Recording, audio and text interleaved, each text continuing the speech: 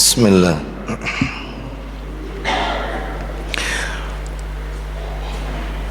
Assalamualaikum warahmatullahi wabarakatuh.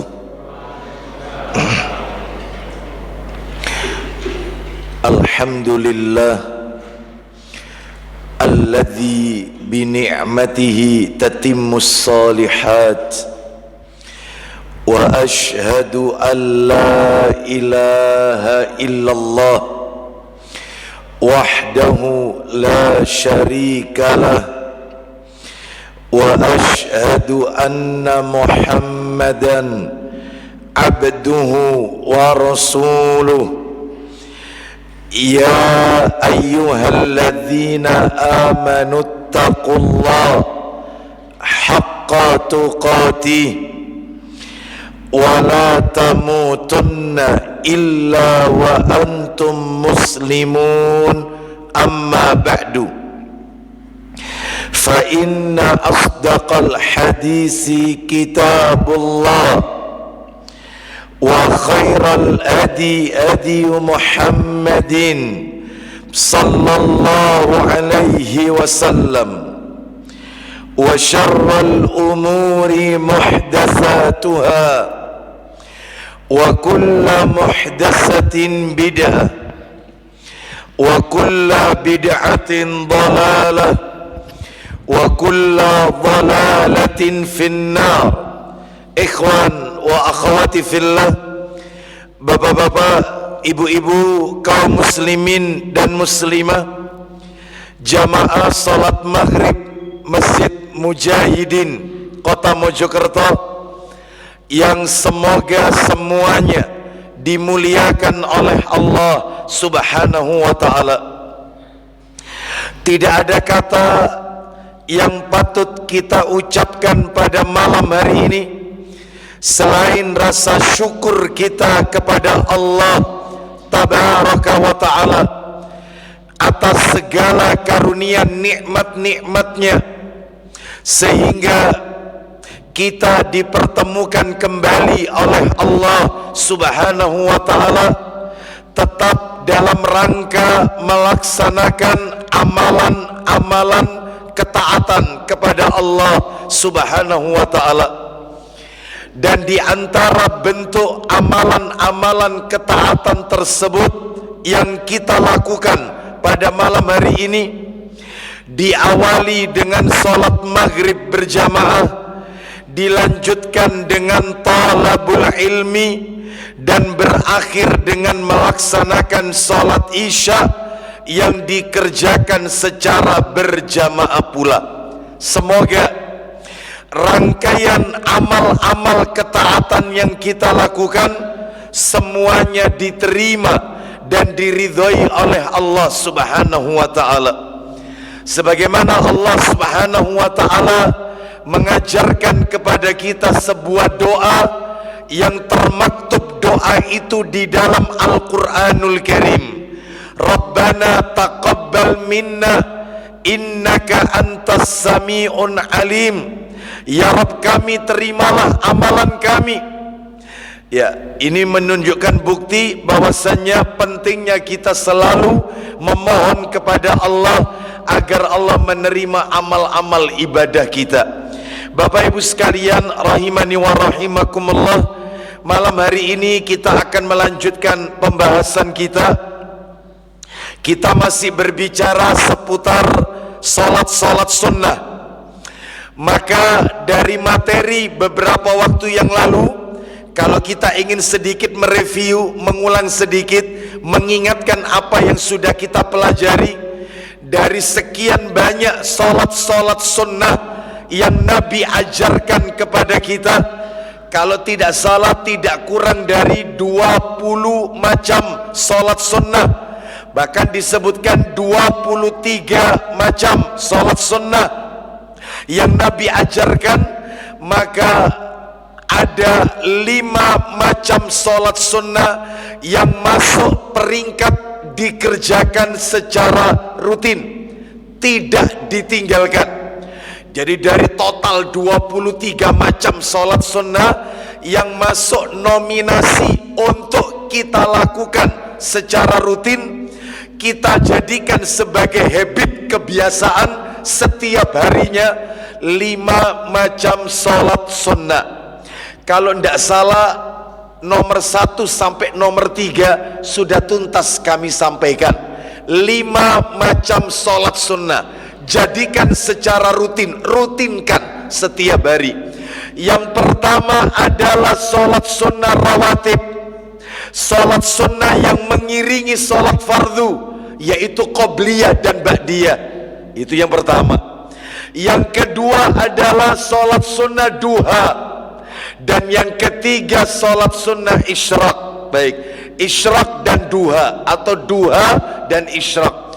Adapun menurut catatan saya bulan yang lalu, ya berarti tahun yang lalu ya, Desember, kita telah menuntaskan yang nomor 3, duha dan solat sunnah isyraq. Tinggal tersisa 2 jenis, 2 macam solat sunnah yang harus kita lakukan secara rutin. Yang pertama atau yang keempat lanjutannya tahajud. Yang kelima witir sebagai pelengkap dari solat tahajud, solat malam. Baik, malam hari ini kita lebih banyak berbicara tentang tahajud dan witir. Bapak Ibu kaum muslimin dan muslimah rahimani wa rahimakumullah, agar materi kita tertata dengan baik, tidak melebar kemana-mana, maka materi seputar tahajud dan witir ini kita bagi menjadi beberapa bagian supaya urut, tidak melebar kemana-mana. Yang pertama yang akan kita bahas adalah perbedaan qiyamul lail, tahajud, tarawih. Ya, perbedaan qiyamul lail, tahajud dan tarawih. Baik, karena semuanya ini dilakukan di malam hari semua ini. Ada istilah qiyamul lail, ada istilah tahajud, ada istilah tarawih. Tiga-tiganya dikerjakan di malam hari. Lah terus bedanya apa? Nanti kita akan sebutkan. Karena tidak sedikit di antara kaum muslimin yang sulit membedakan qiyamul lail itu apa, tahajud itu apa. Nah, ada sebagian yang mengatakan qiyamul lail itu ya tahajud, Ustaz. Tahajud itu ya qiyamul lail. Ya, maka nanti kita akan bahas ya. Itu yang pertama dulu. Yang kedua materinya adalah definisi sholat tahajud. Apa sih sholat tahajud itu? Definisinya. Ini yang kedua, definisi. Yang ketiga, hukum mengerjakan sholat tahajud. Apa hukumnya? Fardu atau sunnah? Kalau memang sunnah, sunnahnya bagaimana? Apakah sunnah muakkadah, sunnah yang ditekankan atau tidak ditekankan? Baik, jadi nanti kita bahas itu yang nomor 3, hukum sholat tahajud. Yang keempat, keutamaan mengerjakan sholat tahajud. Ini sengaja kami sampaikan di awal-awal agar kita termotivasi untuk sregep, istiqomah menghabiskan waktu malam kita untuk tahajud. Baik, makanya kita sebutkan yang nomor 4 nanti, keutamaan sholat tahajud. Baik, itu nomor 4. Yang kelima, Bapak Ibu sekalian rahimani wa rahimakumullah, waktu pelaksanaan sholat tahajud. Kapan waktunya? Kapan waktu tahajud itu? Karena ada yang mengatakan tahajud itu sepertiga malam yang terakhir. Lah kalau sepertiga malam yang terakhir itu jam berapa? Memangnya sepertiga itu waktunya kapan? Lah itu nanti materi yang nomor 5 itu nanti ya. Nomor berapa? 5, betul, nomor 5. Yang nomor 6, yang keenam adalah jumlah rakaat sholat tahajud. Nah, mulai meruncing ini. Jumlah rakaat sholat tahajud. Yang ke-7, lah ini yang agak panjang, nomor 7. Etika adab mengerjakan sholat tahajud. Ternyata orang mengerjakan sholat tahajud itu ada tata caranya, ada etikanya, ada adabnya, aturan mainnya ada. Jadi nggak sembarangan. Nanti kita akan sebutkan. Ini yang ke-7. Dan materi yang ke-8, materi yang terakhir seputar tahajud dulu. Yang ke-8, tips kiat-kiat. Tips kiat-kiat agar kita bisa melaksanakan sholat tahajud secara istiqomah. Apa kiat-kiatnya? Baru ini sudah tuntas ke witir. Witir, karena belum tersentuh ini. Ke witir. Dan tentunya dalam masalah sholat witir ini juga ada rincian-rinciannya. Jadi kita tutup tahajud dulu ya. Kalau memang waktunya memungkinkan, ya kita lanjutkan ke witir. Baik, tapi kalau lihat waktunya kayaknya tidak memungkinkan karena panjang. Kita awali dulu yang pertama, Bapak Ibu sekalian. Kita awali seputar tahajud dulu ya. Seputar tahajud dulu. Yang pertama adalah perbedaan antara qiyamul lail, sholat tahajud, dan sholat tarawih. Bapak Ibu sekalian, rahimani wa rahimakumullah, kata para alim ulama, yang namanya qiyamul lail, qiyam itu menghidupkan, lail itu malam. Qiyamul lail menghidupkan waktu malam untuk beribadah kepada Allah Subhanahu wa taala. Dan Bapak Ibu harus tahu, yang namanya menghidupkan waktu malam untuk beribadah kepada Allah tidak identik dengan sholat tahajud. Enggak. Orang yang qiyamul lail belum tentu tahajud. Maaf. Orang yang tahajud maka pasti qiyamul lail. Anak ulang ya. Orang yang menghidupkan waktu malamnya, orang yang qiyamul lail maka belum tentu tahajud. Tetapi orang yang sholat tahajud pasti melakukan qiyamul lail. Lu maknanya apa? Maknanya qiyamul lail itu menghidupkan waktu malam untuk beribadah kepada Allah. Dan tidak harus sholat. Nggak harus sholat. Jadi misalnya nih, Bapak Ibu sekalian di malam hari susah tidur. Apa itu, kena penyakit apa itu? Insomnia. Nah, itu ya. Susah tidur. Lalu digunakan untuk berzikir. Nggak sholat loh ini. Nggak sholat. Digunakan untuk membaca Al-Quran. Digunakan untuk mendengarkan kajian para asatidzah, guru-guru kita. Karena kita nggak bisa tidur, maka panjenengan termasuk qiyamul lail, menghidupkan waktu malam untuk beribadah kepada Allah. Lah kalau tahajud beda. Tahajud ini secara definisi itu dibagi dua. Tahajud ini, yang pertama definisinya tahajud itu adalah hajadar rojul. Yang ditasdid itu yang rohnya, hajadar rojul. Apa artinya hajadar rojul? Orang yang tidur di waktu malam. Yang kedua hajadar rojul, yang ditasdid dua huruf, jim sama ro. Hajadar rojul.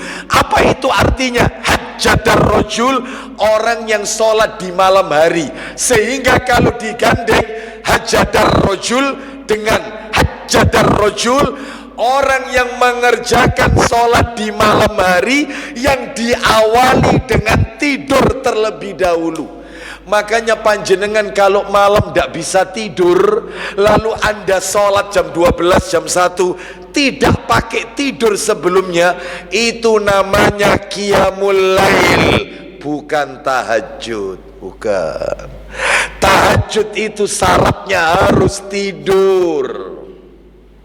Sekalipun hanya sebentar, harus tidur. Ya, jadi kalau ada orang di malam hari dia nggak bisa tidur, daripada saya nonton televisi nggak jelas, waktu saya habis untuk melihat sesuatu yang tidak manfaat, tidak menambah pundi-pundi amal kita, wis tak gawi sholat aja wis.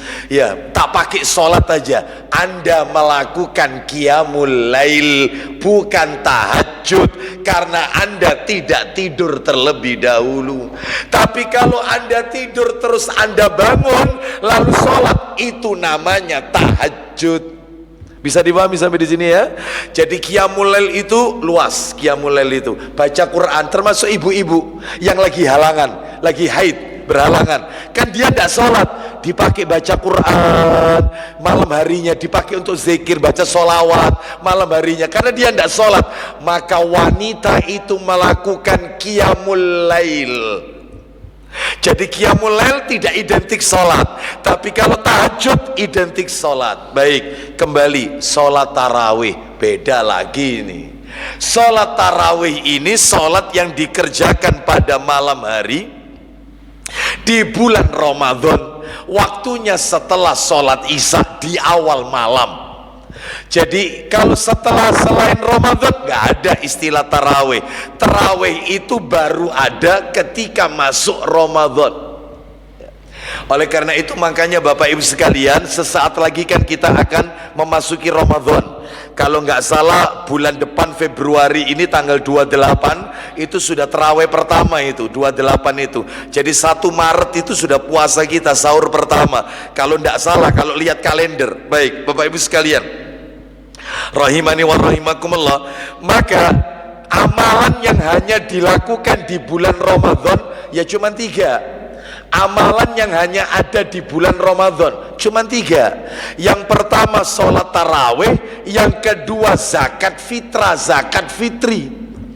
Yang namanya zakat fitrah itu tidak ada selain Ramadan. Zakat fitrah itu adalah yang mendekati Idul Fitri. Selain Idul Fitri, zakat mal. Ya, itu yang 2 amalan. Yang amalan yang ketiga adalah, yaitu yang hanya ada di bulan Ramadan, yaitu yang ketiga adalah iktikaf.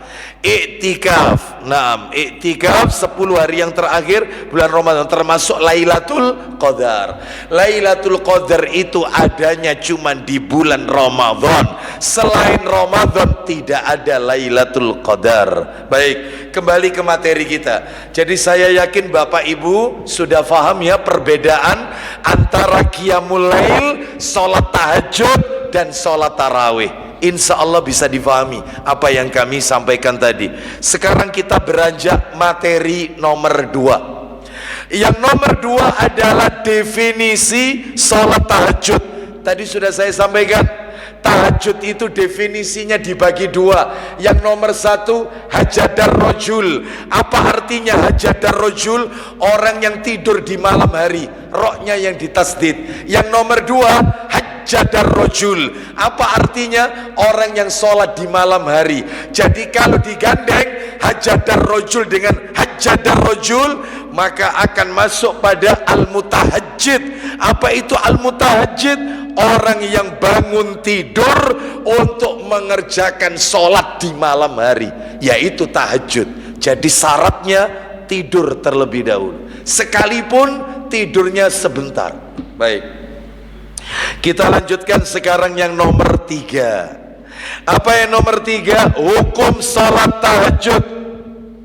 Bapak Ibu sekalian rahimani wa rahimakumullah, hukum sholat tahajud sepakat para alim ulama, hukumnya adalah sunnah muakkadah, sunnah yang ditekankan untuk dilakukan. Muakkadah, ditekankan, hampir mendekati wajib tapi nggak wajib, nggak wajib. Sunnah yang ditekankan untuk dikerjakan. Dalilnya di mana? Dalilnya saya kasih 2 dalil. Yang satu dari Al-Quran, yang satu dari hadis Nabi. Kita lihat yang dari Quran. Loh Ustadz, tahajud itu ada di Quran? Iya. Makanya Bapak Ibu ndak usah kaget. Satu-satunya sholat sunnah, saya ulang, satu-satunya sholat sunnah yang tercantum dalam Al-Quran cuman tahajud. Anda cari tahiyatul masjid dalam Al-Quran, Nggak ada. Anda cari sholat istikharah dalam Al-Quran, nggak ada. Anda cari sholat sunnah taubat, Anda mencari sholat sunnah rawatib qobliyah ba'diyah, nggak ada di Quran. Yang ada hanya tahajud.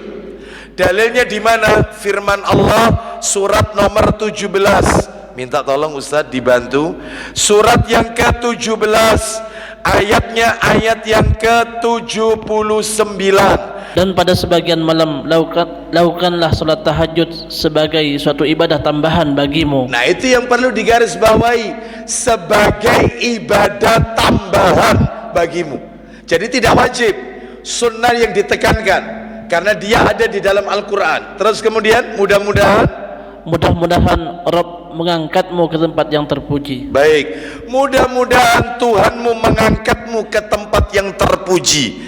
Makanya orang kalau rajin sholat tahajud, itu keutamaannya ditempatkan di tempat yang tertinggi, terpuji di sisi Allah kelak di hari kiamat. Namanya maqamam mahmuda. Nah, itu ya. Baik, kita lanjutkan. Sekarang dalil nomor 2. Dalil yang kedua yang menjelaskan sholat tahajud itu hukumnya adalah sunnah. Saya janjikan 2 dalil. Yang satu Quran sudah kita bacakan, sudah kita dengarkan.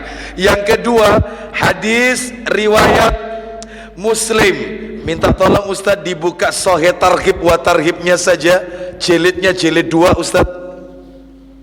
Sahih Targhib wa Tarhib jilid 2. Nanti kebanyakan di situ semua jilid 2. Semuanya di jilid 2 nanti. Baik. Nomornya 615. 615. Kita dengarkan ya, saya bacakan. An Abi Hurairah radhiyallahu an qala Rasulullah sallallahu alaihi wasallam afdhalus siyami ba'da Ramadan syahrullahi al-muharram wa afdhalus salati ba'dal faridati salatul laili. Silakan baca. Dari Abu Hurairah radhiyallahu an, dia berkata, ya, Rasulullah sallallahu alaihi wasallam bersabda. Apa sabdanya? Silakan. Sebaik-baik puasa setelah Ramadan adalah. Stop. Ulang lagi Ustaz. Sebaik-baik puasa setelah Ramadan. Stop. Sebaik-baik puasa setelah bulan Ramadan ternyata bukan puasa Syawal, bukan puasa Daud, bukan puasa Senin Kamis, bukan puasa Ayyamul Bid, bukan puasa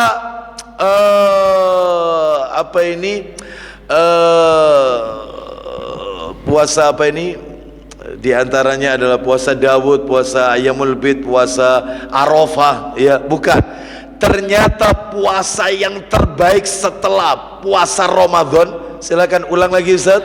Sebaik-baik puasa setelah Ramadan adalah bulan Allah Muharram. Baik. Puasa yang dikerjakan di bulan Muharram, yaitu Shaum Asyura. Itu puasa terbaik, ranking kedua setelah Ramadan. Ternyata bukan Syawal, 6 hari bulan Syawal, bukan Senin Kamis. Yang terbaik itu Asyura setelah Ramadan. Sedangkan kalau sholat Ustaz, lanjut, silakan. Dan sebaik-baik sholat setelah fardu adalah sholat malam. Nah, sebaik-baiknya sholat setelah sholat fardu, setelah subuh, zuhur, asar, maghrib, isya, qobliyah, ba'diyah, bukan. Iya. Duha, bukan. Tahajud kata Nabi. Sebaik-baik sholat setelah sholat fardu itu sholat malam, yaitu sholat tahajud. Lah ini menunjukkan kepada kita hukum sholat tahajud itu tidak wajib, hukumnya sunnah, tapi sunnah yang ditekankan. Baik, kita lanjutkan.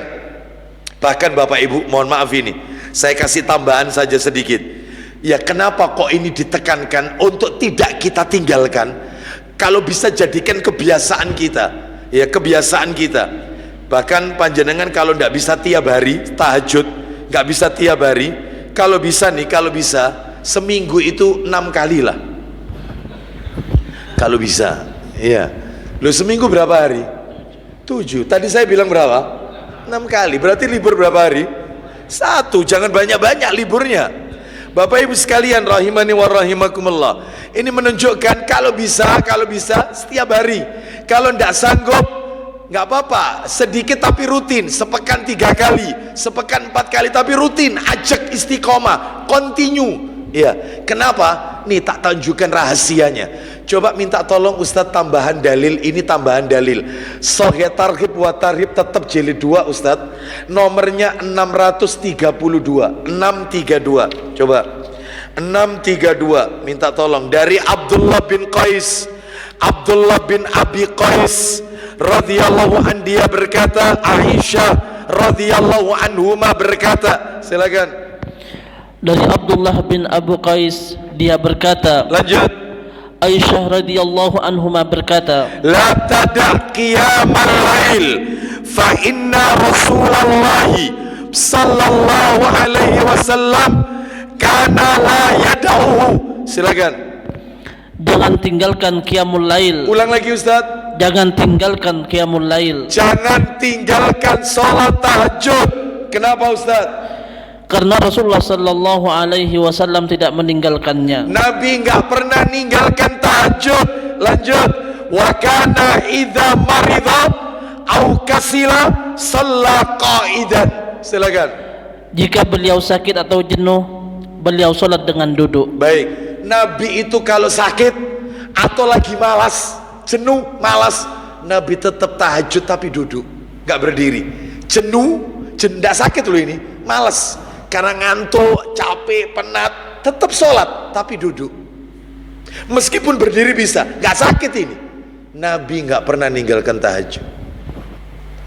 Kita umatnya katanya pengen masuk surga, yang ngikuti Rasul sallallahu alaihi wasallam. Salah satunya yang Nabi ajarkan tahajud. Upayakan, meskipun cuman witir tok 1 rakaat, apa? Kemarin ada jamaah kita berkata, Ustadz, kalau saya itu khawatir kerinan Ustadz, apa boleh Ustadz setelah sholat isya saya witir? Saya langsung witir 1 rakaat atau 3 rakaat karena khawatir nanti malam tidak bisa bangun. Ya, apakah boleh? Boleh. Apa-apa? Boleh. Witir boleh dikerjakan di awal malam. Witir juga boleh dikerjakan di akhir malam. Kalau Anda mengerjakan witir setelah isya, ternyata qadarullah malam hari Anda terbangun, Allah takdirkan untuk sholat, silakan tahajud, tapi jangan ditutup witir lagi, karena tidak boleh semalam 2 kali witir. Jadi witir boleh ditaruh di awal, boleh ditaruh di akhir. Nanti kalau kita lihat tentang jumlah-jumlah rokaatnya, wah panjenengan akan bingung lagi, panjenengan akan kaget-kaget nanti. Ternyata Nabi itu pernah sholat malam Bapak Ibu. Selama ini kan kita kalau tahajud terawih, tahajud atau terawih 11 rokaat kan, 2 rokaat salam, 2 rokaat salam, 2 rokaat salam, 2 rokaat salam, berarti kan 8 plus witir 3, 11. Ini pernah Nabi mengerjakan witir dulu 9 ini witir dulu, baru tahajudnya 2. Witir dulu baru tahajud. Ayo, ya apa ini? Perlu dilakukan ini di Masjid Mujahidin. Insya Allah rame, insya Allah. Ya, insya Allah. Dan saya senang sama yang rame-rame. Ya, Bapak Ibu sekalian, rahimani wa rahimakumullah. Nabi pernah melakukan seperti itu. Lah nanti itu kita bahas. Ini kita urut dulu aja materinya. Urut aja biar nggak tambah melebar. Sekarang kita masuk materi nomor 4. Keutamaan sholat tahajud. Apa keutamaannya? Banyak. Saya sebutkan saja salah satunya ya. Salah satunya aja. Banyak sebenarnya ini. Salah satunya adalah keutamaan sholat tahajud, diantaranya adalah salah satu sebab utama sholat tahajud ini, salah satu sebab utama seseorang itu masuk ke dalam surganya Allah Azza wa Jalla dengan selamat, masuk surga dengan selamat. Maka amalannya tahajud. Mana dalilnya? Silakan minta tolong dibuka dalilnya, Sahih Targhib wa Tarhib nomor 616 Ustaz. 616. Saya ulang ya. Keutamaannya tahajud ini. Salah satu sebab utama seseorang masuk surga dengan selamat. itu sholat tahajud. Silakan Ustaz, dibaca. Dari mana itu? Abdullah bin Salam. Silakan. Dari Abdullah bin Salam radhiyallahu an, dia berkata, Silakan. pertama kali Rasulullah sallallahu alaihi wasallam datang ke Madinah. Terus. Orang-orang berkerumun kepadanya. Terus. Aku termasuk orang yang datang kepadanya. Belum poinnya, lanjut. Manakala aku memperhatikan wajahnya yang menelitinya, aku mengetahui bahwa wajahnya bukanlah wajah orang yang pendusta. Terus. Dia melanjutkan ucapan pertama yang aku dengar dari beliau adalah, wahai. Ketika Nabi pertama kali masuk kota Madinah, Nabi menyampaikan khutbah. Apa yang Nabi sampaikan?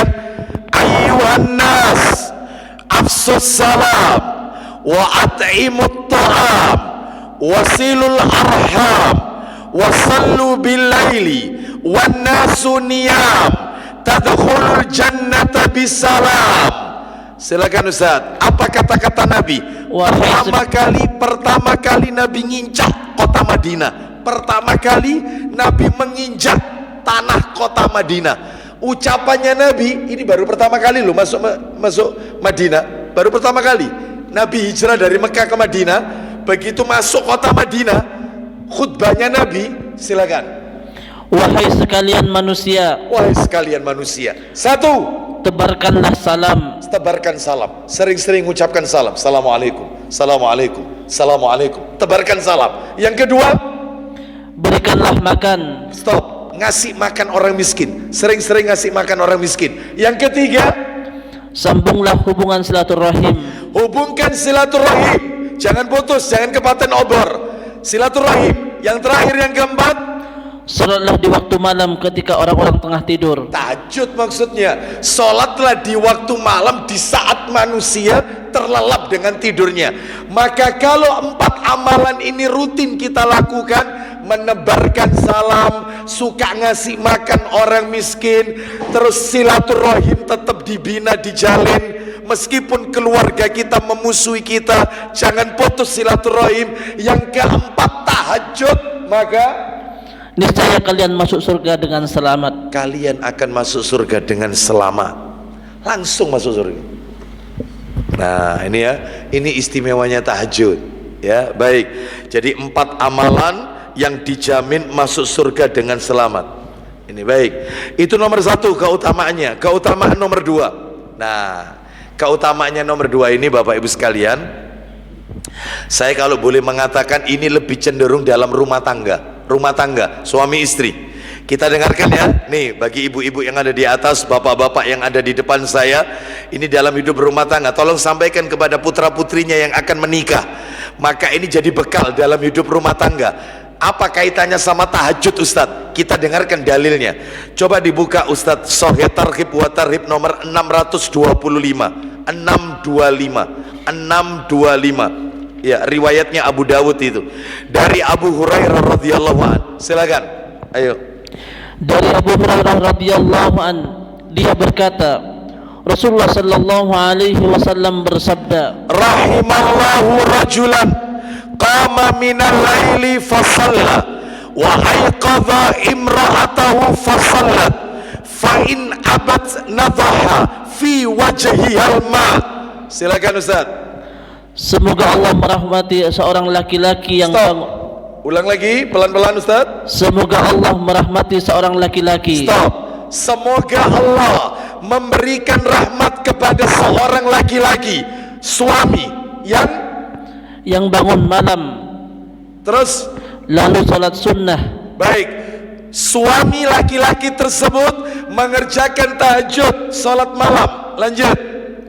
Dan dia membangunkan istrinya. Lalu dia membangunkan istrinya untuk mengerjakan salat malam. Lanjut.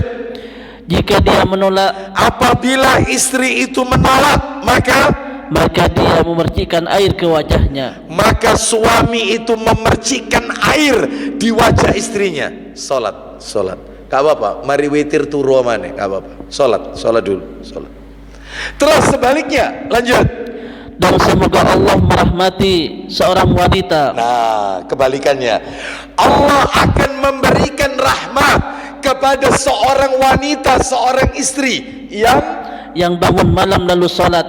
bangun malam untuk tahajud, lalu dan dia membangunkan suaminya. dia bangunkan suaminya, bang, bangun bang, bangun. Terus apabila suaminya menolak, Jika dia menolak, maka dia memercikkan air ke wajahnya. gak apa-apa bang, tahajud dok, aku tahu kau capek, pulangmu malam, tahajud dulu, setelah itu tidur, nanti mau subuh tak bangunin lagi. Bangun bang, bangun. Itu dikasih rahmat. Makanya suami istri yang bangun malam mengerjakan sholat tahajud, maka suami istri mendapatkan rahmat dari Allah Azza wa Jalla. Ya, rumah tangganya sakinah mawaddah, garis bawahi, warahmah. Sakinah mawaddah, garis bawahi, warahmah, rahmat dari Allah karena mengerjakan sholat malam. Lo Ustadz itu berjamaah, nggak boleh sering-sering, sesekali. Nggak ada ceritanya suami jadi imam, istri jadi makmum sholat tahajud, nggak ada.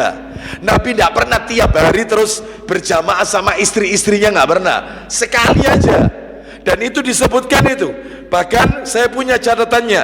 Jadi Nabi SAW pernah sholat tahajud berjamaah dengan Hudzaifah ibn Yaman satu kali, dengan Ibnu Abbas satu kali, dengan ibunya dengan Anas dan ibunya Anas, Ummu Sulaim satu kali, dengan Ibnu Mas'ud berjamaah satu kali, dengan Auf bin Malik satu kali, dengan Ummu Haram bibinya Anas satu kali, dengan Athabah bin Malik satu kali, dengan Abu Bakar satu kali, dan juga dengan beberapa sahabat di rumahnya Utsman bin Affan. Jadi Nabi berjamaah dengan beberapa sahabat sekali, gak rutin. Ya, jadi nggak boleh rutin. Ya, ini sesekali berjamaah boleh, suami istri. Ya, jadi suami sholat sendiri itu yang benar, istri sholat sendiri. Tapi kalau sekali seumur hidup, sekali dua kali nggak apa-apa. Yang benar itu sendiri-sendiri. Lah kalau di pondok pesantren itu Ustadz, ya apa? Anak dibanguni jam 2 lalu tahajud bareng. Lo boleh. Kenapa kok boleh Ustadz? Untuk mengajarkan pendidikan supaya dia terbiasa pulang pondok biasa bangun malam. Ya, sebab ada orang itu pulang pondok tapi tidak membekas. Biasanya di pondok bangun jam 2 sudah dibanguni sama mudirnya, sama ustadznya, sama penjaga kamarnya, sudah dibanguni tahajud. Ini kalau sudah pulang ke rumah nggak pernah tahajud. Ya, nggak pernah. Ya, banyak anak pondok seperti ini. Pulang ke rumah yang dipegang itu gim-giman, bukan Al-Quran. Padahal kalau di pondok itu baca terus murojaah Al-Quran. Begitu pulang TV, begitu pulang game.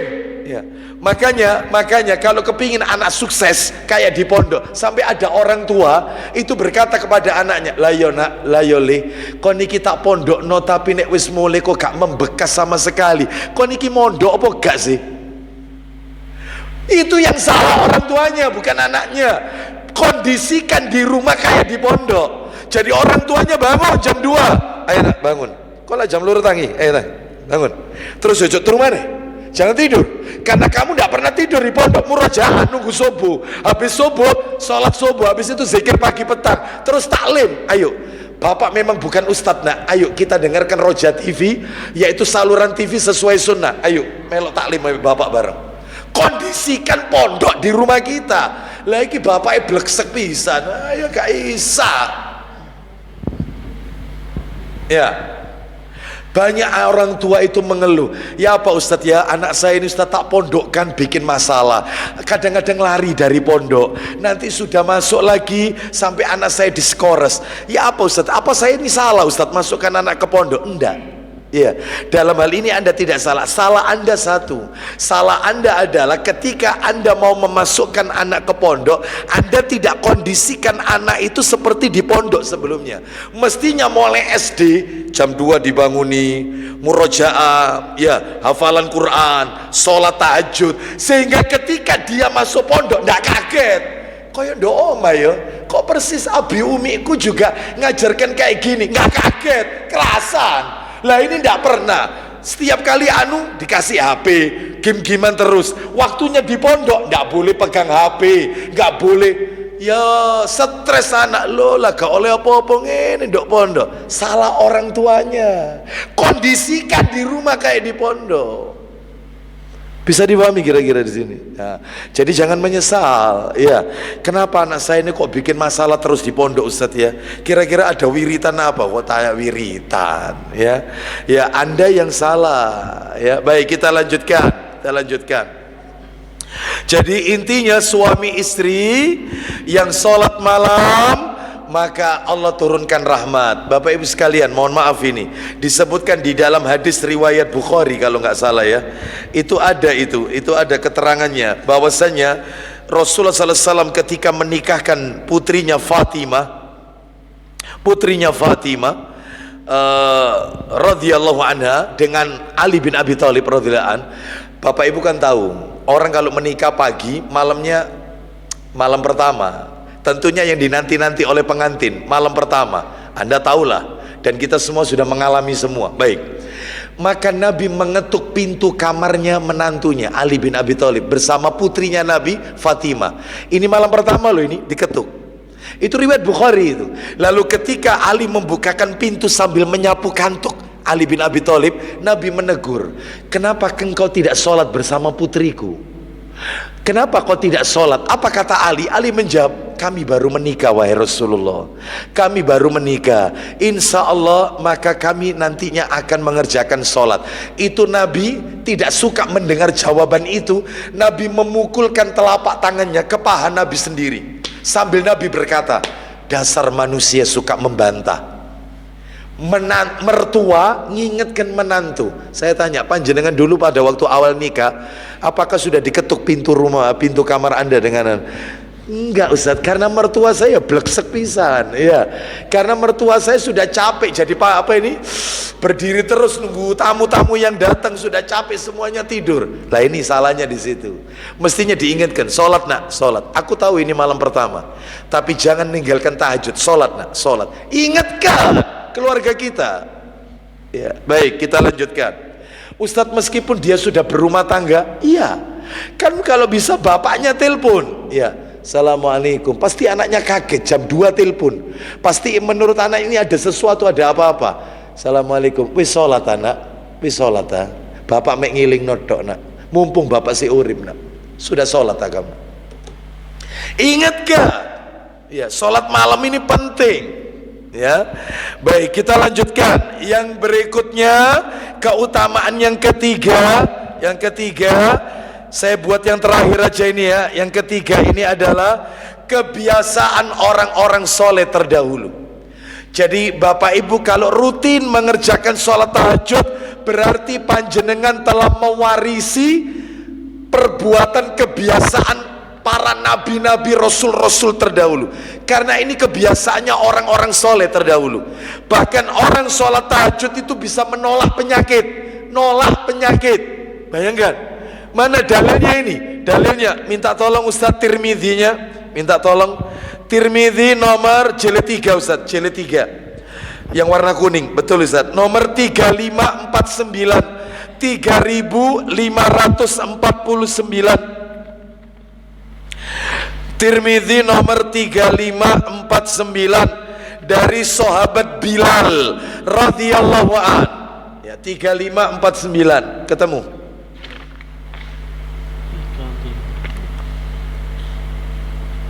Ketemu Ustaz? Ayo Ustaz. 35. Iya, jelimet memang nyarinya ini ya. 3549. Ketemu nomornya Ustaz ya. Lah cari nama orang terakhir dari Bilal Ustaz. Kan itu banyak namanya itu, sanatnya banyak. An. Iya. Cari langsung Bilal. Silakan. Tafadhol. Ayo. Dari Bilal bahwa Rasulullah sallallahu alaihi wasallam bersabda. Kita dengarkan ya dari Bilal radhiyallahu an. Rasulullah SAW bersabda, silakan. Dirikanlah salat malam. Dirikan salat malam. Kenapa Ustaz? Sesungguhnya salat malam itu kebiasaan orang-orang yang saleh sebelum kalian. Salat malam itu kebiasaannya orang-orang saleh sebelum kalian. Terus lanjut. Ia dapat mendekatkan kepada Rabb-mu. Mendekatkan diri kepada Allah. Lanjut. Mencegah dari dosa. Menyucikan dosa. Tahajud itu. Terus. Menghapuskan kesalahan. Kesalahan dihapus oleh Allah, dosa diampuni, kesalahan dimaafkan. Lanjut. Dan menolak penyakit dari tubuh. Ulang lagi terakhir itu. dan menolak penyakit dari tubuh. Nolak penyakit dari tubuh. Tahajud itu menolak penyakit dari tubuh. Ya, baik. Oleh karena itu ini menunjukkan keutamaan yang luar biasa dari sholat tahajud. Sebenarnya banyak Bapak Ibu, saya sebutkan 3 saja. Sekarang kita masuk yaitu materi yang nomor 5. Belum masuk adzan isya ya? Di sini kok lama isyanya ya? Yang kelima waktu pelaksanaan tahajud. Kapan tahajud itu? Kapan tahajud itu didirikan? Baik, maka kita lihat dalilnya. Silakan dibuka Sahih Targhib wa Tarhib jilid 3 Ustaz. Jilid 3. Di sini nanti kita akan ketemu jawabannya. Kapan tahajud itu dilakukan? Jilid 3 nomornya belakang sendiri 1647 1647. Nah, masuk ini ya. Kita dengarkan dulu hadis ini 1647. Kapan tahajud itu? Silakan dari Amr bin Abbasah radhiyallahu an. Ya. Dari Amr bin Abbasah radhiyallahu an bahwasanya ia mendengar Rasulullah sallallahu alaihi wasallam bersabda, aqrabu ma yakunur rabbu minal abdi fi jawfil lailil akhir. Silakan. paling dekatnya keberadaan seorang hamba dari Rabb adalah di tengah malam hari. Nah, itu kalau kita lihat di situ terjemahannya yang betul, aqrabu ma yakunur rabbu minal abdi fi jawfil lailil akhir. Keadaan yang paling dekat antara Rabb dengan hambanya, Rabb Allah dengan hambanya, sepertiga saat, sepertiga malam terakhir. Fi jawfil lailil akhir, sepertiga malam terakhir. Jam berapa berarti? Jadi Bapak Ibu kalau kepingin tahu jamnya jam berapa, malam itu dibagi 3. Malam itu dibagi 3. Caranya gimana? Tanda masuknya waktu malam itu maghrib. Maghrib itu pertanda masuk malam, matahari terbenam, maghrib. Pertanda masuknya pagi itu subuh. Subuh. Sekarang maghrib jam berapa? Jam 6. Subuh jam berapa? Anggap jam 4. Anggap aja. Anggap jam 4. Jam 6 sore maghrib sampai jam 4 pagi itu berapa jam? 10 jam. Ya betul ya? 10 jam. 10 dibagi 3 berarti kurang lebih anggap aja ya supaya ngitungnya enak, 3,5 jaman. 3,5 jam, 3,5 jam, 3,5 jam. Anggap aja, anggap. Berarti kalau begitu jam 6 sore maghrib sampai jam setengah 10 itu sepertiga malam pertama. Setengah 10 malam. Ini termasuk sepertiga malam pertama ini. Nanti setengah 10 sampai jam 1 malam, sepertiga malam kedua. Di atas jam 1 sampai subuh, itulah sepertiga malam terakhir. Nah, gitu ngitungnya caranya. Jadi malam itu dibagi 3. Ya, wallahu alam wa bisawab. Sampai di situ aja. Jadi ini waktu pelaksanaan sholat tahajud. Baik, kita dengarkan dulu kumandang adzan isya. Setelah itu kita lanjutkan materi yang tersisa nanti ya. Kita dengarkan dulu. Wassallallahu ala nabiyyina wa ala alihi washabihi wasallam.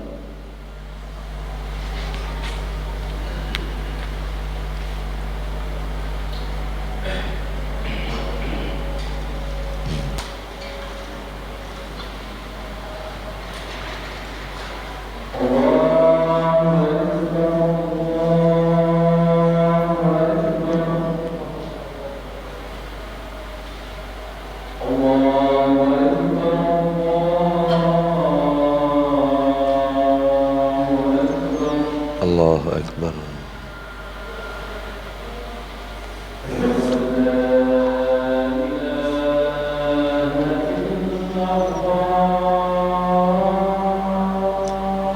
Asyhadu an la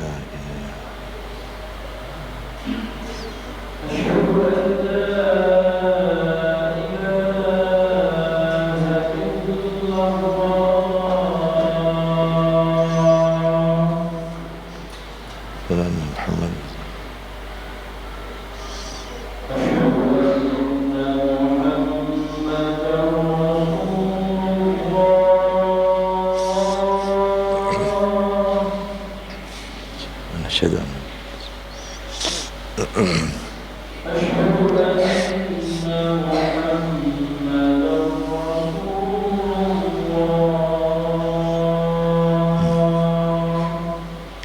asyhadu anna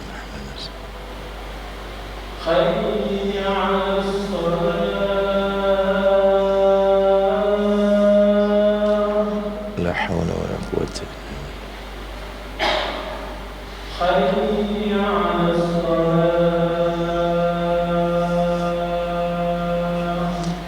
la haula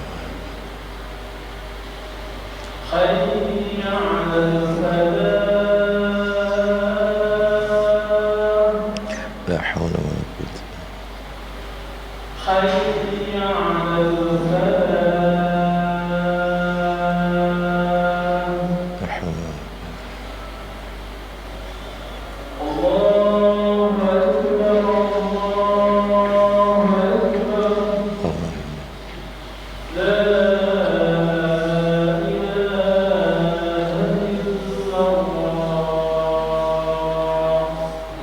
la ilaha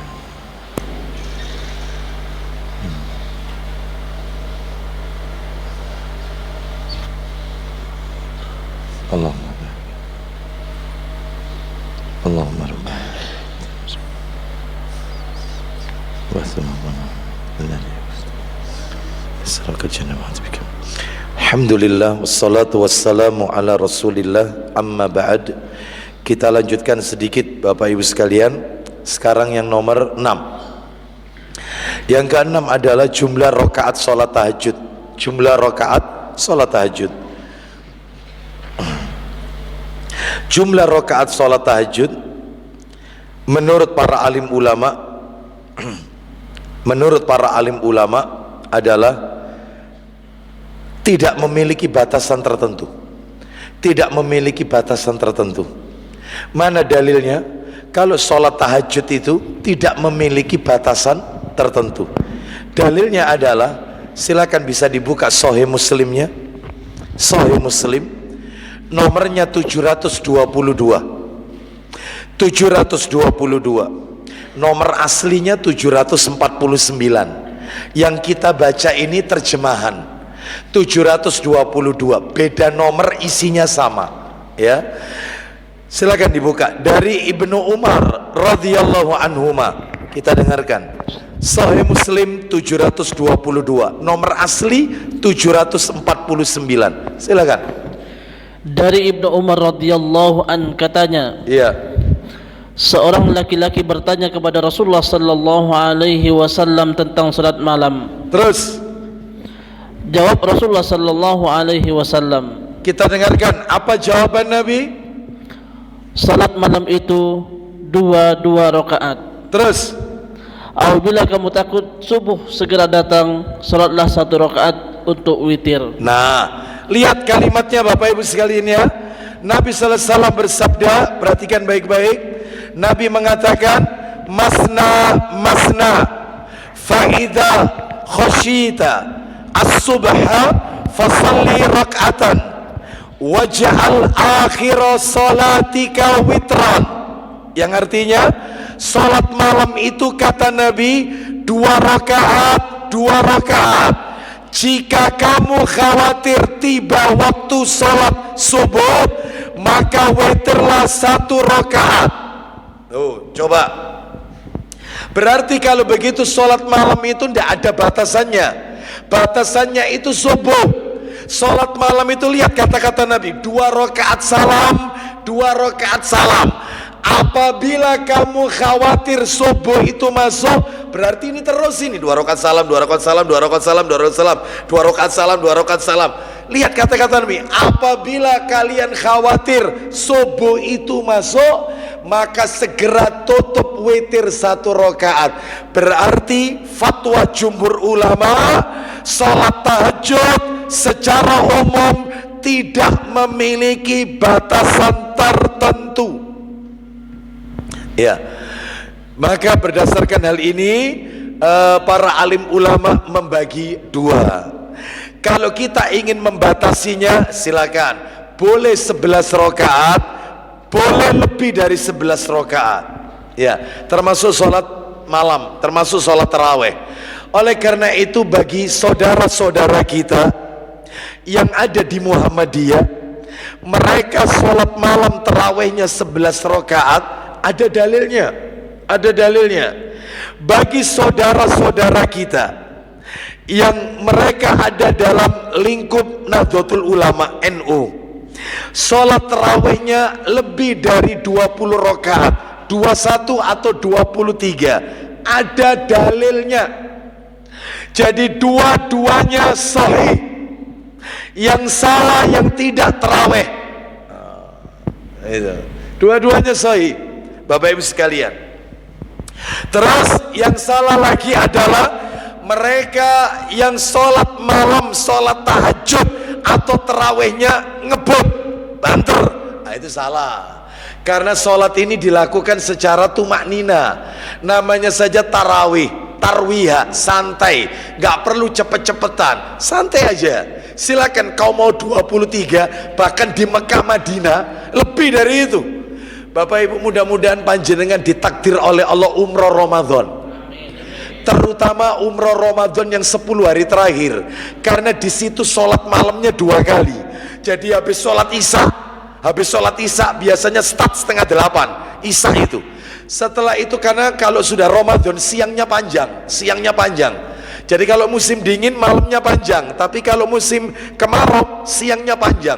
Jadi start biasanya setengah 8, habis sholat isya, sholat taraweh 20 rakaat, gak pakai witir, gak ada ditutup witir, 20 rakaat. Biasanya selesainya setengah 11 malam, karena 1 juz. Ya, setengah 8 selesai setengah 11. Jamaah boleh tetap tinggal di masjid supaya tidak kehilangan tempat, karena ini luar biasa, mengalahkan haji. 10 hari terakhir Ramadan di Arab Saudi, di Mekah sama di Madinah, terutama Mekah, mengalahkan haji. Jadi kalau haji itu, orang haji sekali haji kan menampung 5 juta manusia, Masjidil Haram. Ini bisa lebih dari itu, karena seluruh orang Arab seluruh masuk Masjidil Haram, seluruhnya, semua dari seluruh kawasan masuk. Sehingga andai kata kita mau jual tempat sholat kita jual, insya Allah ada yang mau beli. Rebutan ini masalahnya. Mereka bawa bantal, bawa tempat tidur, karena mereka tidak tidur di hotel, mereka itikaf di masjid, sehingga full, sesak, penat. Ya, radius 5 kilo sebelum masuk Masjidil Haram sudah ditutup. 5 kilo sebelum Masjidil Haram tutup total, gak bisa masuk, full, kalah, gak ada apa-apanya haji, karena mereka mengejar Lailatul Qadar di Masjidil Haram. Dan doanya imam kunut witir yang panjang. Nah, itu setelah isya 20 rakaat. Ada yang kembali ke hotel, ada. Kenapa? Karena nanti jam 1 malam ada lagi sholat. Dan biasanya imamnya Syekh Abdurrahman As-Sudais, hafizahullah ta'ala, dengan doa kunut witir yang sangat panjang, dan tidak ada satupun manusia yang tidak meneteskan air mata. Jutaan manusia. Baik, lah itu berapa rakaat Ustaz? 11. Berarti totalnya sholat malamnya 20 ditambah 11, 31 rakaat. Mekah Madinah, gak ada yang ribut. Kenapa kita 21, 23 ribut? Gak apa-apa, boleh. Yang tidak boleh itu jangan cepet-cepet. Allahu Akbar, Allahu Akbar. 23 rakaat 7 menit. Ya, yang sempat viral waktu itu. Maka ini tidak diperbolehkan, santai aja, tenang, nikmati. Bahkan kalau kita mau jujur ya, kita mau jujur, teman-teman di Muhammadiyah yang mereka pakai 11 rakaat itu kan dalilnya sahih, riwayat Muslim. Tapi tolong 11 rakaatnya kalau bisa mencontoh Nabi. Nabi itu rakaat pertama setelah Al-Fatihah, Al-Baqarah, An-Nisa, Ali Imran. Ayo katanya pengen ngikuti Nabi ya, Muhammadiyah pengikut Muhammad kan gitu ya, maka ya Al-Baqarah, An-Nisa, Ali Imran. Rokoknya, panjangnya rokok, lamanya rokok seperti berdirinya. Makanya kaki Nabi sampai pecah-pecah, bengkak kaki Nabi. Lah terus yang 23, ayo mereka yang sholat tarawehnya 21, 23 itu kan ngikuti Umar bin Khattab. Umar bin Khattab sholat malamnya 21, 23. Itu kalau saya baca dalam kitab Sahih Fikih Sunnah di jilid yang kedua, rakaat pertama yang dibaca oleh Umar radhiyallahu anhu setelah Al-Fatihah 100 ayat, 100 ayat. Lah ini ndak, inna atoina kul wallahu ahad, wal asri kul wallahu ahad. Ayo, yang fair dong, yang ini ngikuti sunnah Rasul, monggo, mantap teman-teman di Muhammadiyah 11, tapi ngikuti Nabi yang panjang. Mereka yang ada di Nahdlatul Ulama, mantap, ikut sahabat Anda ikut Umar bin Khattab, mantap. Nabi pernah wasiat, ikuti sunnahku dan sunnah para sahabatku. Anda ngikut sahabat Khulafaur Rasyidin, mantap. Tapi yang fair, jangan pendek-pendek ayatnya, 100 ayat satu rakaat. Ayo, gitu loh, fair. Ya, jadi dalam hal ini nggak ada yang salah, benar, tidak ada batasan sholat malam itu. Wallahu a'lam bishawab. Jadi kalau ingin mau membuat batasan, silakan, boleh 11, boleh 13, bahkan boleh 21 atau 23. Wallahu a'lam bishawab. Baik. Untuk materi yang nomor 7, adab sholat tahajud sama masalah tata cara pelaksanaannya, insya Allah kita akan sambung pada kesempatan yang akan datang. Karena adab sholat tahajud, etikanya ini banyak Bapak Ibu, banyak sekali ya. Maka ini akan kami sampaikan nanti pada bulan depan jika Allah takdirkan kita bertemu kembali. Bulan depan itu Senin keempat sudah masuk Ramadan belum? Sudah masuk nggak? Belum ya? Belum kok kayaknya. Ya, insya Allah. Nah, setelah itu nanti kan kita masuk Ramadan, libur insya Allah di bulan Maret ya. Jadi insya Allah kita masih punya kesempatan bulan depan, insya Allah kita tuntaskan materi ini. Baik, demikian yang bisa kami sampaikan. Ada yang mau bertanya? Tidak ada? Baik, kalau tidak ada kita tutup dengan kafaratul majelis. Wassallallahu ala nabiyyina wa ala alihi washabihi wasallam. Semoga Allah memberikan kita ilmu yang manfaat dan barakah. Subhanakallahumma wa bihamdika asyhadu an la ilaha illa anta astaghfiruka wa atubu ilaik. Wa akhiru da'wana anil hamdulillahi rabbil alamin. Assalamualaikum warahmatullahi wabarakatuh.